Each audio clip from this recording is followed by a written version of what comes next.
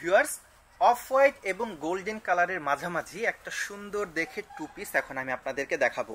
ফ্যাব্রিকটা থাকছে soft silk কাপড়ের উপর এবং একদমই ওয়েটলেস। আশা করছি আমার ভিউয়ার্সদের পছন্দ হবে।